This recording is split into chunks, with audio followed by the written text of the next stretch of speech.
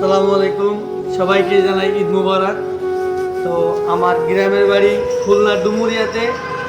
ডুমুরিয়ায় যে এত সুন্দর একটা পরিবেশ, এত ভালো একটা জায়গা আছে, এটা মনে টানে। কারণ গ্রামের বাড়ি একটা অন্যরকম। আর গ্রামের বাড়ি বছর শেষে হোক, 2 বছর পরে হোক, গ্রামের বাড়িটাই কিন্তু আশা লাগে।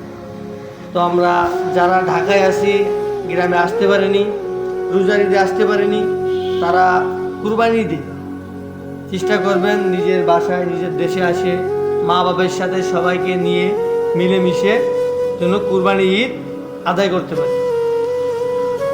আর একটা জিনিস মাথায় রাখবেন, সব কিছুর মূলে কিন্তু টাকা। টাকা ইনকাম করতে গেলে পরিশ্রম তো করাই লাগবে। তো পরিশ্রমে কেউ কখনো হার মানবেন না, যেটাই হোক বুকে বল রেখে কাজ করবেন।